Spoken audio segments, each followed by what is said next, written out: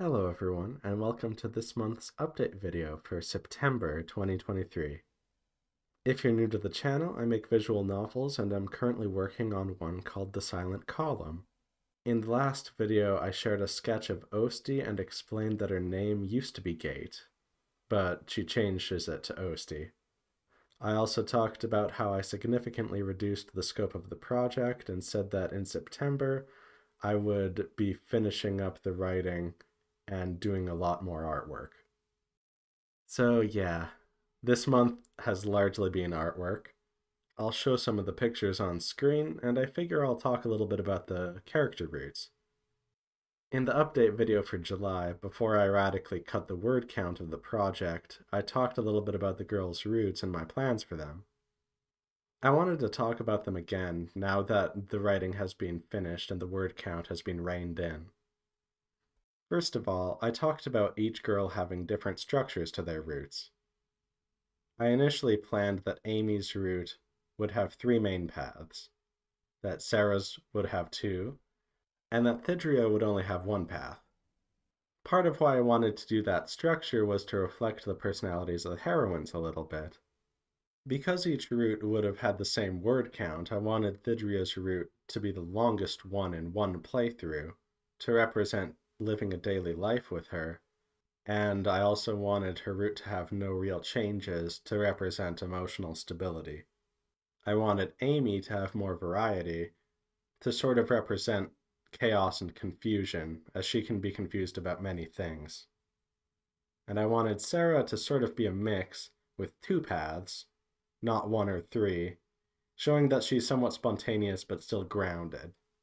Well, with the word count being reined in now, that didn't happen. Now all the girls only have 1 path each.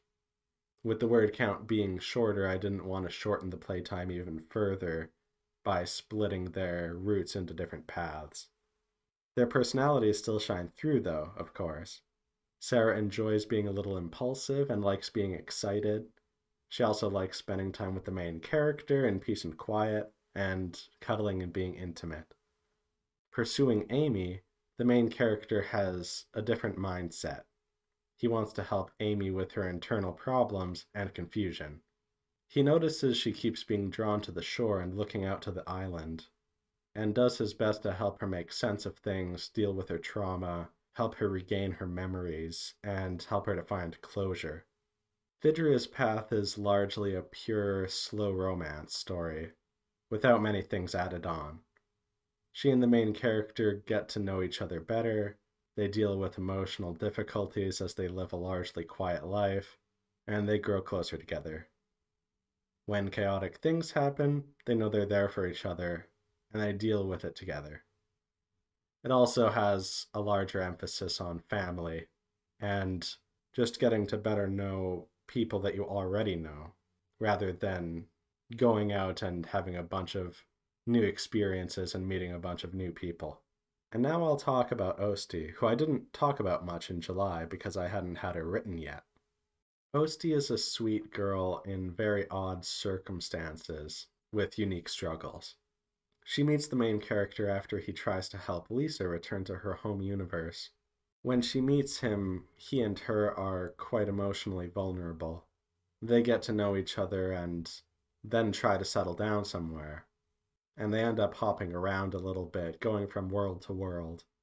As they're doing that, Osti is struggling with a specific kind of withdrawal. In the end, when everything's said and done, Osti gets a note from her mother and gets to reunite with her to some degree.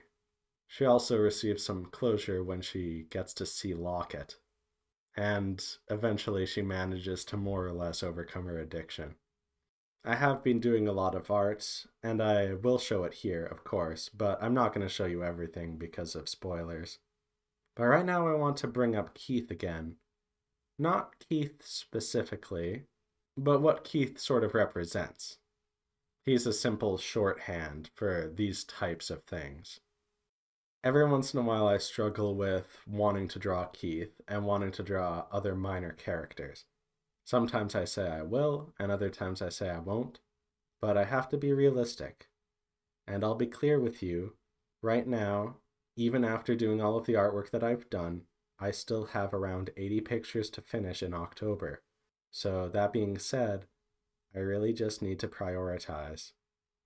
It isn't just him, there are other minor characters and even glossed over locations. I just have to be honest with myself and cut what I don't need. So I don't foresee him having a sprite after all, despite what I said earlier. And even though you don't really know anything about these people, I also don't expect Harold or Starlight to have sprites. And I don't expect Noel to have a CG where she brings the main character a basket full of bread.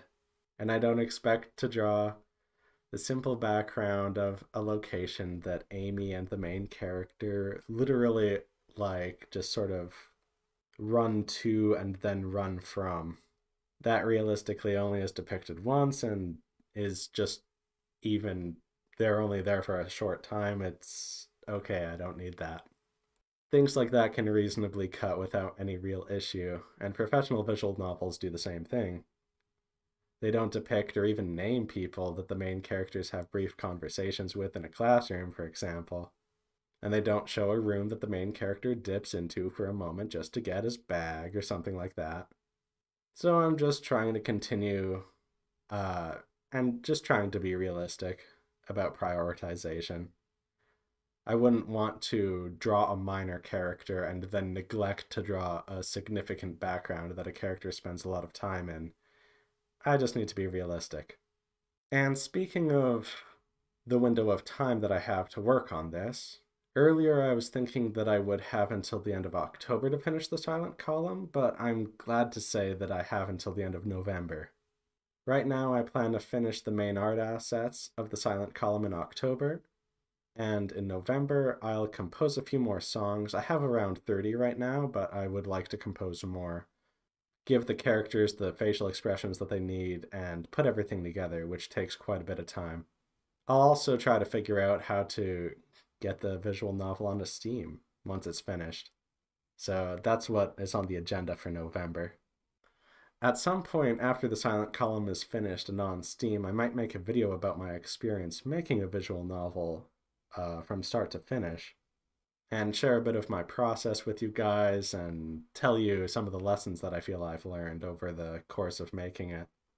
But that won't be for quite some time. I just need to finish the visual novel and get it on Steam. That said, if you're making a visual novel of your own or have questions for me, you can ask and I might get back to you. I might even make a video about it. I also should remind you, or maybe tell you for the first time, that the demo for the silent column is still up on itch, and the link will be in the description. It may get updated at some point, but in the meantime it's still up for you guys to read. Just keep in mind that the silent column will only be released as a full game and a demo. Earlier I was planning that it would be released in acts, and there might be some outdated information talking about that, but regardless, please enjoy the demo. But that's all for now. I'll see you in the next update video, which will be around Halloween. Take care, everyone.